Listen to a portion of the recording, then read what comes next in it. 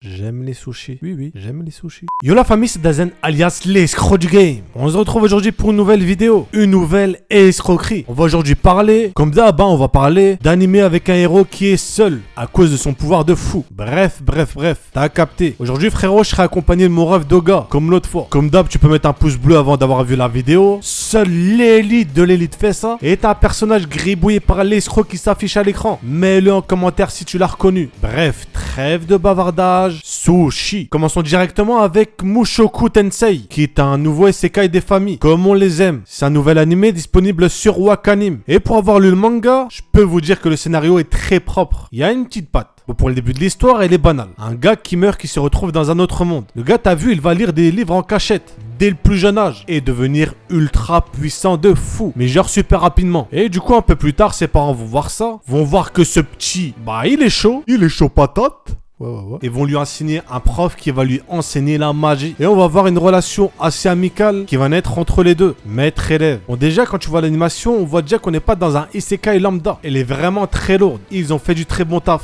L'histoire, comme je vous l'ai déjà dit, est très bonne. Et plus particulièrement les personnages. Moi, c'est ça qui m'avait fait kiffer le manga. Et qui va sûrement vous faire kiffer l'animé. Pour continuer, oui, nous sommes actuellement en train de continuer. Je vais vous parler de Cowboy Bebop. Alors, à ton avis, mon ref, de quoi cela parle-t-il? De Cowboy? De Bebop? Eh bien oui. Donc on a là un animé assez ancien mais qui m'a un peu rappelé Black Lagoon, pour ceux qui connaissent. En tout cas, au niveau du style. L'animé date de pas mal de temps mais il a très bien vieilli. Je trouve que l'animation passe encore très bien même aujourd'hui. On est dans un style d'histoire qu'on peut retrouver assez souvent pour les animés de ce style. C'est-à-dire chasseur de primes, tueur à gages, voyage interplanétaire, tout ça. On a un très bon protagoniste. Perso, je l'ai kiffé. Avec bien entendu la petite cigarette des familles pour le flow. Pour moi, c'est un vrai classique. Donc je vous conseille vraiment de foncer. Comme un chat qui voit une glace. Beau gosse. Et pour le dernier animé que je vais vous présenter avant de laisser la parole à Doga, il s'agit de Platinum End par les créateurs de Death Note. Donc il n'est pas encore sorti et on n'a pas encore de date pour l'animé, mais sachez qu'il a été annoncé. L'escroquerie. Donc dans ce futur animé, on va suivre un lycéen qui n'a plus rien, au bord du suicide et de la dépression. Mais quelque chose de spécial va se passer pour lui. Kezako, un sushi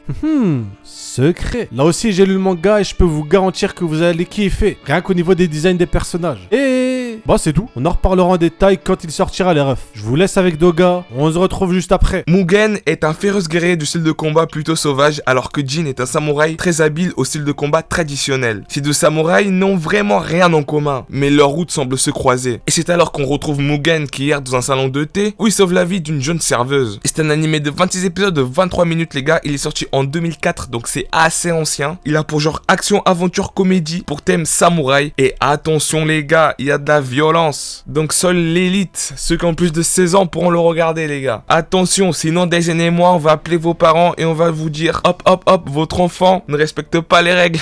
Cet animé là vous pouvez le retrouver sur Netflix ou bien sur Adekami, libre à vous de choisir. Et je vous dis tout de suite, c'est une véritable pépite, considérée comme un chef d'œuvre pour certains. Ok les gars, alors là je vais vous présenter mon animé préféré les gars, le numéro 1, l'animé que je kiffe le plus. Et demandez à Daisen parce que je l'ai obligé à le mater et je vous oblige à vous, aux abonnés de Daisen, d'aller regarder cet animé là car il est juste incroyable. L'histoire démarre dans une station de métro à Tokyo. Kei Korono, un étudiant typique qui ne se préoccupe que de lui-même, attend tranquillement le métro pour rentrer chez lui. Soudain, un clochard ayant un peu trop bu s'évanouit et tombe sur les rails. Personne ne vient lui porter secours mis à part Masaru Kato, un ami d'enfance de Kei. Elle demande à Kei de l'aider car sinon le clochard va mourir. Et du coup qu'est-ce qu'ils font? Ils descendent dans les rails et là, boum, ils se font écraser comme des vulgaires fourmis. Et c'est alors qu'ils se réveillent dans une salle les gars, dans une mystérieuse salle où il y a tout simplement une boule noire. Et donc cette boule noire là va leur demander de faire des missions dans un monde parallèle où il y a des monstres. Et pour qu'ils rentrent chez eux, faut qu'ils terminent la quête. Alors ici les gars, vous allez retrouver tout ce qu'il y a dans un putain de seinen. Des monstres à différents niveaux. Du ecchi, donc attention, encore une fois, c'est seulement l'élite qui peut regarder parce que le ecchi il est quand même hardcore. Vous allez avoir des têtes coupées. Vous allez avoir des changements psychologiques les gars. L'animation elle est belle, en plus il y a un film. Bref les gars, cet animé là c'est juste une dinguerie. Et si vous me faites réellement confiance, allez le mater. Il est dispo sur Netflix les gars, donc pas d'excuses. En plus de ça, il possède 25 épisodes. Ça se dévore en une seule nuit. On a là aussi un autre chef-d'œuvre un peu plus connu, mais attention, car certains vont l'éviter à cause du chara-design et ne vous fiez pas à cela. C'est tout simplement Made in Abyss. Les abysses, les gars, c'est un lieu mystérieux. C'est une sorte de trou inexploré encore aujourd'hui. Vous pouvez retrouver des ressources, des monstres, des endroits fascinants et dangereux. Et donc on suit une jeune fille qui s'appelle Riko, qui est orpheline, qui a grandi dans une toute petite ville située au bord du gouffre, tout en rêvant de devenir exploratrices, comme sa mère. En gros les gars, pour les exploratrices, il suffit de suivre une formation assez rude qui va vous permettre de descendre dans les abysses, que ce soit pour combattre des monstres, récolter des trésors, des matériaux, des soins, etc. etc. Vous m'avez compris. Mais alors un jour qu'elle explore au premier niveau de l'abysse, bah oui, parce qu'il y a des niveaux, plus le niveau est bas, plus c'est dangereux, et moins le niveau est bas, moins c'est dangereux. Donc c'est donc là qu'elle fait la rencontre d'un étrange robot qui ressemble à s'y méprendre à un être humain, les gars. Sauf que c'est pas un être humain, et c'est là en fait qu'on va suivre l'intrigue. Qui est ce jeune robot? Pourquoi est-il là? Et pourquoi ressemble-t-il à un humain? Les gars, franchement, c'est un animé ultra intéressant, et vraiment, pour le coup, c'est un chef-d'œuvre pour ma part. Je le situe carrément dans mon top 5, les gars. Au début, je l'ai un peu vanné à cause du chara design, alors que franchement, c'est un putain de seinen. Et me dire, la vidéo d'Aizen, elle va être démonétisée à cause de moi, là.